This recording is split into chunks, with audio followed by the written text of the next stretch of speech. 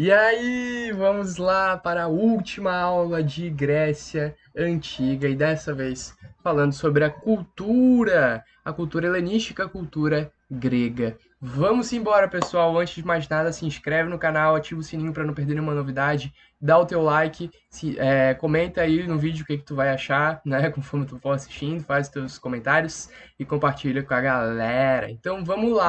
É uma aula tranquila, tudo que vocês precisam saber sobre cultura grega tá aí, claro que né, não tudo, né? Tem muito mais coisas, mas os pontos mais relevantes estão aí. Beleza, galera?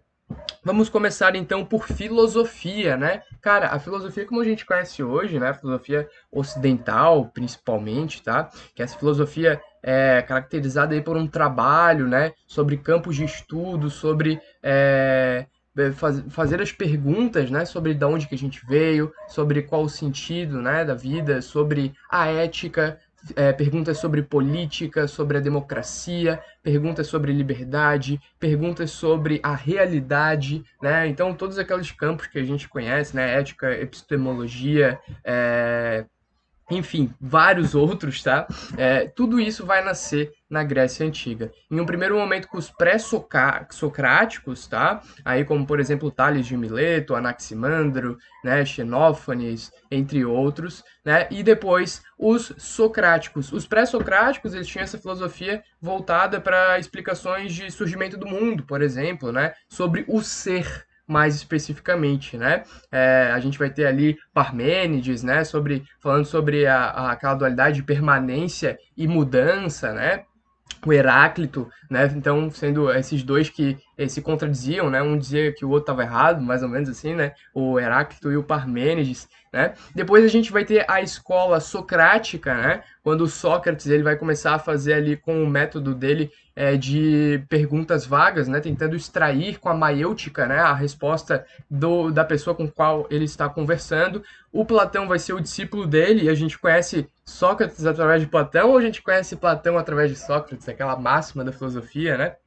Aqui eu tô falando um pouco de filosofia, mas para ambientar vocês, né, isso aqui tudo, vocês veem uma aula específica dessa matéria, né? E a gente tem também o Aristóteles. Aqui na imagem eu trago para vocês o Aristóteles, isso aqui opa, avancei demais e agora voltei. Que doido. Que doido, volta, Bruno. Opa, o que aconteceu? O que aconteceu? Gente do céu. Ah, tá. Aqui eu esqueci de mostrar para vocês na última aula a Macedônia, onde é que ela tá, onde é que ela ficava, né? Então, aqui é a Macedônia em cima da Grécia, mas enfim, né? Isso aqui é só detalhe. Mas olha só ali o Platão apontando para cima, cara, e o Aristóteles apontando para frente. O que que isso quer dizer? O Platão apontando para o mundo das ideias, né? Que ele fala lá que ele começa todo aquele estudo com a alegoria da caverna e depois falando sobre a realidade, né? O que que o homem enxerga e tudo mais. E o Aristóteles no seu método, né, de racionalismo, dizendo que, né, tá aqui na frente, não tá no mundo das ideias, né? Então bem interessante também aí o discípulo do Platão aí meio que divergindo das considerações do seu enfim, professor, né? E uma fala do Aristóteles, ela é muito relevante para o nosso estudo de história da Grécia Antiga, né? Que ele fala assim: uns nascem para ser escravos, para que os homens livres possam gozar de um modo mais nobre de vida. Então, uma fala do Aristóteles que se insere completamente no modo de produção escravista, que foi a base de tudo que a gente estudou até aqui, né? Então, o Aristóteles corroborando com esse modo de produção, corroborando com a escravidão, para que isso permitisse, né, uma maneira melhor de vida de uma minoria, né, de um grupo de outras pessoas. Beleza? E por fim a gente também vai ter a filosofia helenística, né? Que vai vir depois. Oh, meu Deus, hoje eu tô mal, hein? Hoje eu tô avançando de slide que nem um idiota. Que vai ser essa filosofia que tem como base descobrir qual é, que é o sentido da vida, né? O que, que a gente deve fazer para viver melhor. E a gente vai ter epicurismo, né? A gente vai ter Zenão, a gente vai ter outros caras aí bem interessantes também, é claro, tudo isso muito mais voltado aí para a filosofia, de fato, né? A gente vai ter o pai da medicina nascendo na Grécia Antiga, o Hipócrates, que vai ser um dos primeiros caras a fazer estudos medicinais mesmo, né? A gente vai ter Tales e Pitágoras sendo grandes matemáticos, né? Quem nunca viu o teorema de Tales ou um triângulo pitagórico, né? A fórmula de Pitágoras, né? Que é a soma dos quadrados dos catetos é igual a hipotenusa ao quadrado, né? Heródoto, o pai da história, vai ser o primeiro a reunir escritos, né, e começar uma historiografia, começar um estudo historiográfico, começar a reunir o que seriam as fontes históricas para contar o como que era, né, na época dele.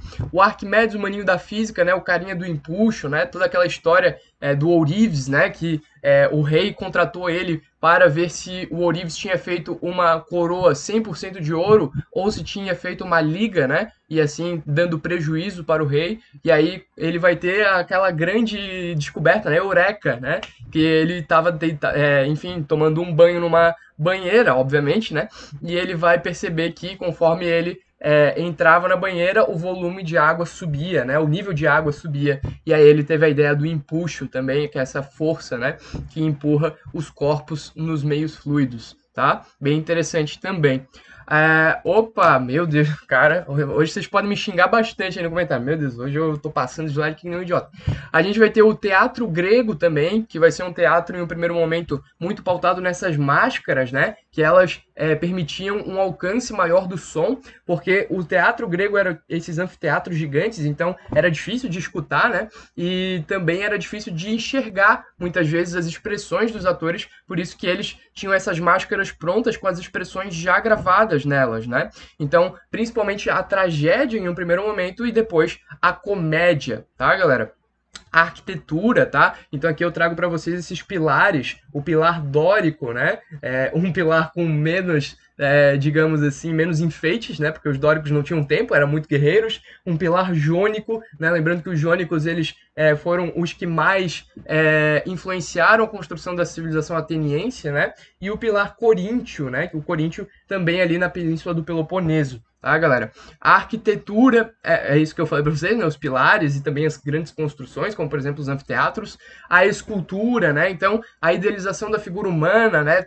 Traçando detalhes da composição do que é um ser humano, né? E também tentando buscar a perfeição da composição humana, né? Então aqui eu trago para vocês a Vênus de Milo, essa que é uma das mais famosas esculturas humanas da história, né?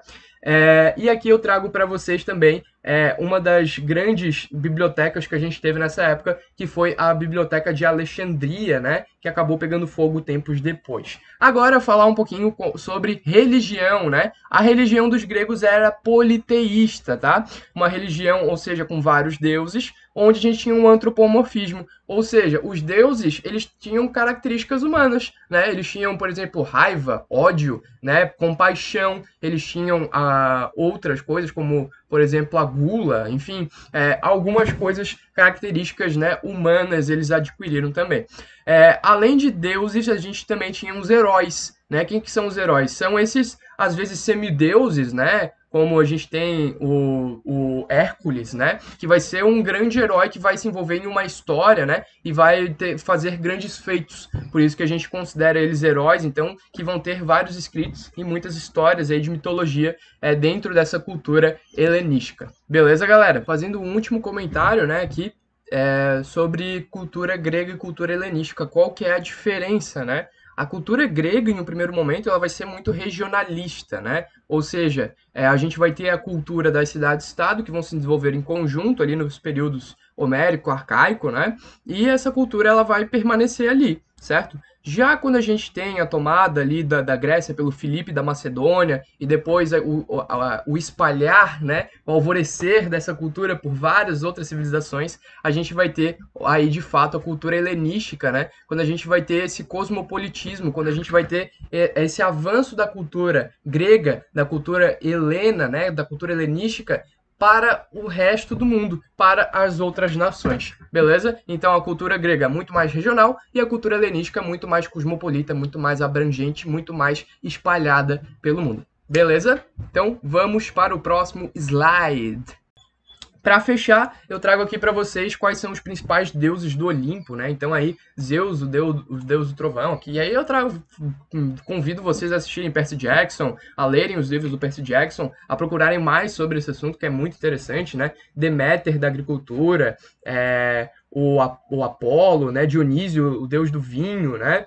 Que para quem é do sul, né? Provavelmente conhece bastante do Dionísio, né? Aqui no sul do Brasil a gente tem bastante cultura do vinho e tudo mais, né? Ares, o deus da guerra, né? Atena, deusa da sabedoria, Poseidon, deus dos mares, né? O Hermes, que era o mensageiro dos deuses, né? Artemis, a deusa da caça, Afrodite, da beleza, né? Hefesto, provavelmente esse aqui eu não me lembro muito, mas provavelmente o deus do trabalho, né? Da produção, enfim. Então, bem interessante aí, né? Essas questões culturais gregas. E dessa maneira eu vou me despedindo de vocês, tá bom, galera? Espero que tenha ajudado seus estudos, espero que tenha sido proveitoso, tá? E aí comenta o que vocês acharam dessa série de vídeos de Grécia Antiga, o que dá para melhorar, o que dá para mudar, enfim, o que tá bom. Beleza, pessoal? Beijão, vejo vocês numa próxima oportunidade, valeu!